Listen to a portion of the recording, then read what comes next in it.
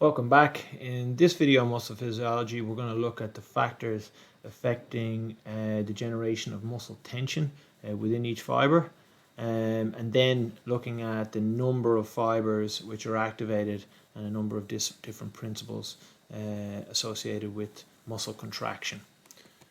Okay, so if we look at the phases of a muscle twitch, what we see here are on the top part of this diagram is the time period. So time is on the x-axis, is the period for a muscle fiber action potential. So when we see a change in voltage across the plasma membrane, what you see here is the resting membrane potential, and then a rapid change in membrane potential across the plasma membrane, known as an action potential. And that happens in a very short period of time, maybe 2 to 4 milliseconds. What you'll find then is the muscle contraction, or each individual muscle twitch or muscle fiber contraction, takes an awful lot longer. And the muscle fiber tension, so tension and force I'll use interchangeably here, is probably reaches its peak at around 40 milliseconds. And you can see we have a rapid rise in muscle tension and then a slower, more prolonged decline back down to resting, to a resting muscle fiber. There's one thing that I like to orientate you to here in both of these graphs, and it's this latent period here at the very beginning. So what you see is a latent period between the beginning of the stimulus and actually an increase in muscle fiber tension. So what's happening during this time is the time from when the stimulus is received at the plasma membrane for that action potential to penetrate down into the T tubules, which we mentioned in the last video, to link with the DHP and ryanodine receptors to allow release of calcium from the sarcoplasmic reticulum, for cytosolic calcium then to increase, for calcium to bind to its binding site on troponin, for that tropomyosin blocking of myosin binding sites to be removed, and then for interaction and formation of cross bridges between myosin and actin, and then for the power stroke to actually be performed. So that's all happening in that very, very brief latent period here that we see between the beginning of the stimulus and the actual generation of tension at that point. So time between stimulus and beginning of contraction. And they're the factors which I just talked through a moment ago, or they're the processes which are being undertaken within that time. Other factors affecting muscle tension. So one, how much tension is developed by each fiber. And we'll go through each of these in detail, but we'll flag them here at this point. The action potential frequency, so the relationship between frequency and tension. The length of the muscle fiber, so that length tension relationship. The diameter of the fiber, and then fatigue as a factor determining muscle tension. And then the second part will focus on the number of active fibers, so the number of fibers per motor unit, and then the number of active motor units dictate the force created by the muscle. So the first piece was around action potential frequency. So we have some temporal summation. So summation in the amount of tension which can be generated based on the frequency of stimulation by electrical stimuli. Okay, so if you see here S being for stimulation 1, S2, stimulation 2, S3. So here you can see each of these is an individual muscle twitch, and you have a fairly consistent amount of tension created by that individual muscle fiber, peaking at around that 40 milliseconds, which we highlighted in an earlier slide. Here's the same stimulus again, and we see the same amount of tension generated. However, if we temporally summate, so if we bring close together, if we sum these two stimuli close together in time, we see a summation in terms of the amount of tension generated. So we see additional tension generated when we increase the frequency or the proximity of two individual stimuli. If we bring these stimuli even closer together again, we see greater summation in terms of the tension created by that single individual muscle fiber. So the frequency of stimulation is very important. Here we have a phenomenon known as trepe. So each of these pink arrows represent an individual stimulus. And what you see here is summation over time. So though the muscle has reached peak tension and then is fully relaxed, if it receives a stimulus right at that point again, we see greater tension developed associated with the second stimuli, greater again with the third, greater again with the fourth, and then we see this plateau off where the peak muscle tension generated is at a plateau, and that phenomenon is known as trepe. Here's more common. So here's a single individual twitch. Here's the summation, which we've gone through in the last couple of diagrams. This is something we call incomplete tetanus. So the stimuli are very close together, but they're not as frequent as possible. And here again, we see a kind of average tension generated and a plateau in the peak tension which has been generated with this incomplete tetanus. But more often than not, when we perform a contraction of the muscle, what's happening is actually complete tetanus of that muscle. This is a fuse, so you can see here that the stimuli are constant. We are receiving stimuli every couple of milliseconds, so an action potential is being generated all the time.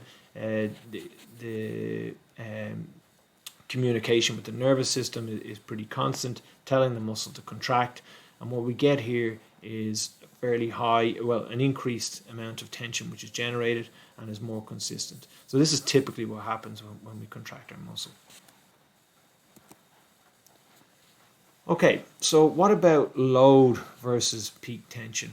Okay, so muscle tension plateaus at a level equal to load and the muscle shortens.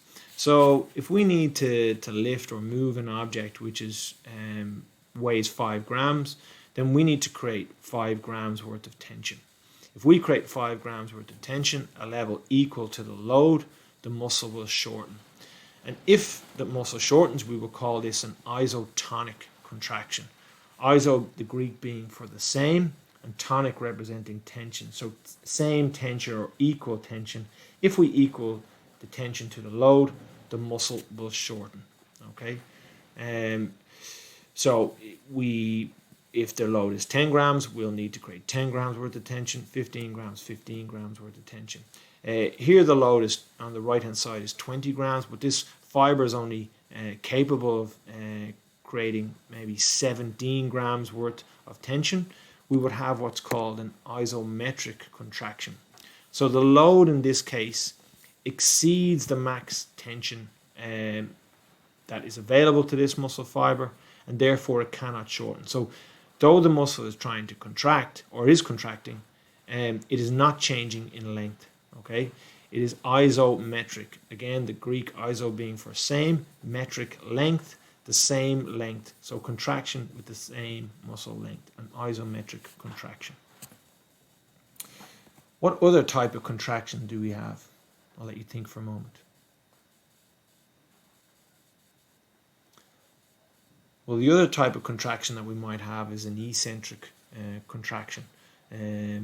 This is a contraction where the load is sufficiently greater than the muscle fiber can create, and therefore, though the muscle fiber is trying to shorten, it is actually lengthening.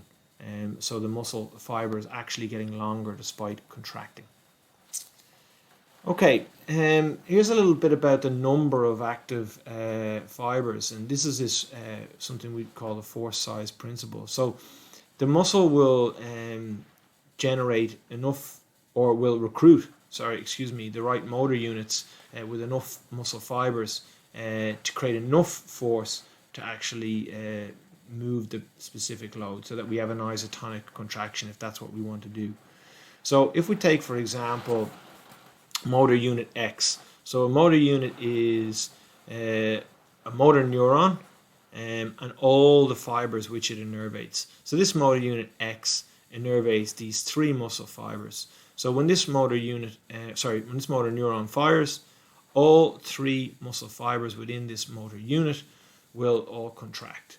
Okay, so if the load that we need to lift, or the amount of tension we need to generate, is low, well, motor unit X here represents a good option for us, because there are only 3 muscle fibers which can all generate a certain amount of tension. So if it's a light load, we'll preferentially use motor unit X. If it's a slightly heavier load, we might use motor unit Y. If it's a heavier load again, we might use motor unit Z.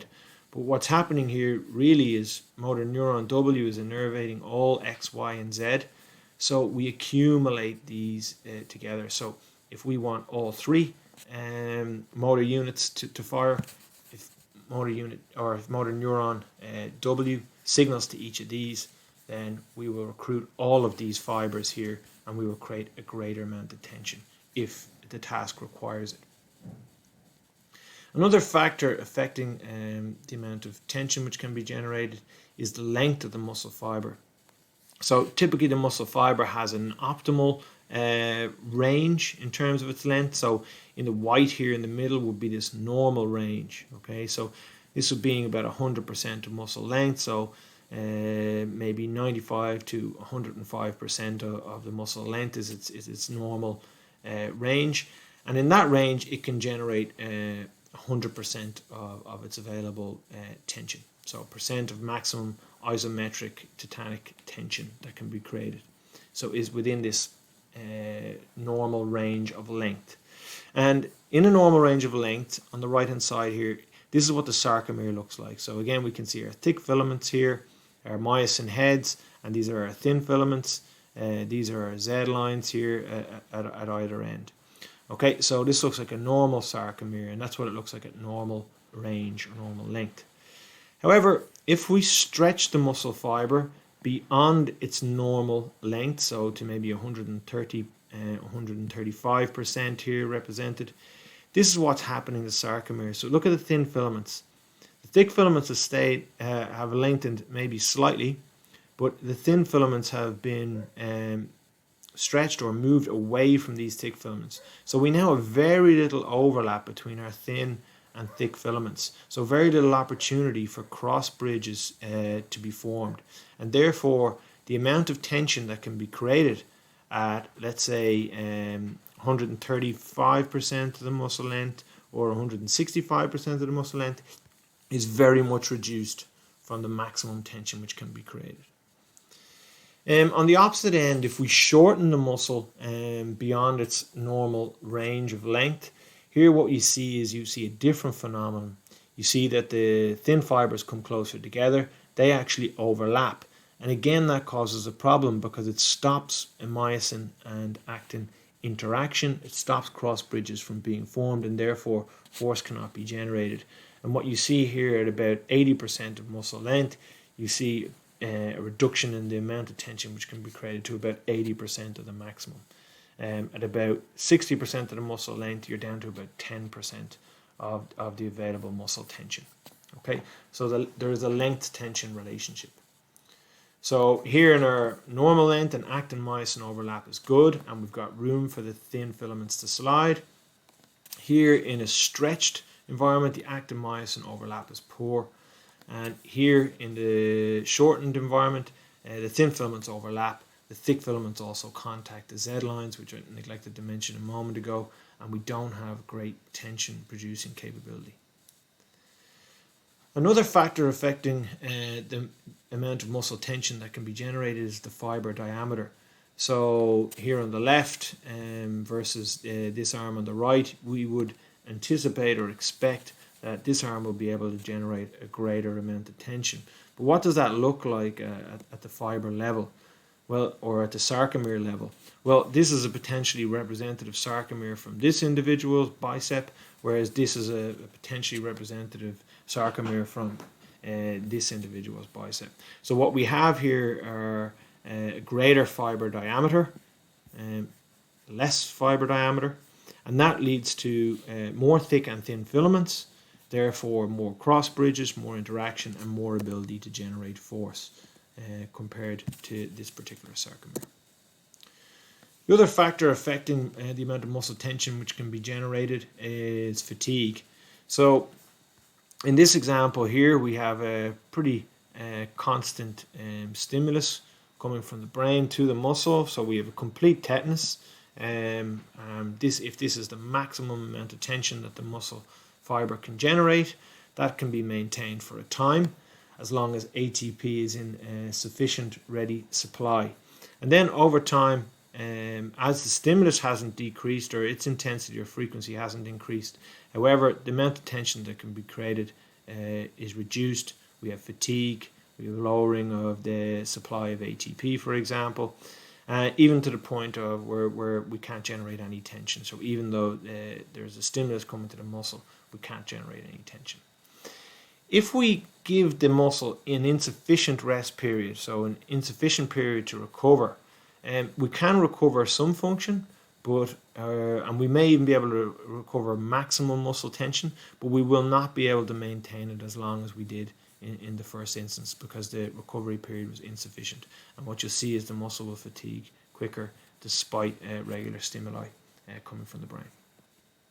So if the rest period is not adequate, we will fatigue more quickly when stimulated once more. Another factor that's interesting in muscle contraction is the shortening velocity. So if we have a single action potential, a single muscle twitched with different loads, a light load, intermediate, and a heavy load.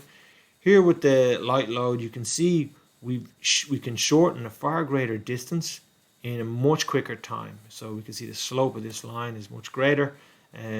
So the velocity of contraction is much quicker with a light load. With an intermediate load, it's a little slower, and with a heavy load, it's much slower again. And the actual distance shortened is much less within the same period of time. The other factor that I want to point out to you here is the latent period. So at this point, 0 here is where the stimulus was provided. You can see that the latent period here for the light load is very short. Okay, it's longer for the intermediate load, and it's much longer again for the heavy load. So for heavy loads, we have a much greater latent period because during that time, what we're seeing is you need a greater release of calcium to bind to troponin, more recruitment of more cross bridges to generate the force necessary to move that heavy load.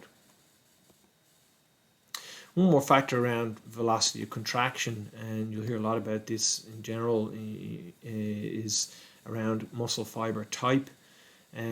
So the fiber type is important for the contractile speed and the velocity within which tension is created. The fastest muscle in the body is the extraocular muscle, so associated with the eyelid for blinking. You can see here can shorten or can create a large amount of its tension very quickly and shorten very quickly with a low latent period. The gastrocnemius muscle is probably a mixed type fiber. It's a type 2 moderately fast fiber, and then the soleus is more of a slow oxidative type 1 fiber, as you can see here. So the velocity of contraction is much slower. So just a little bit of information on fiber types. Type 1, the contractile speed is slow.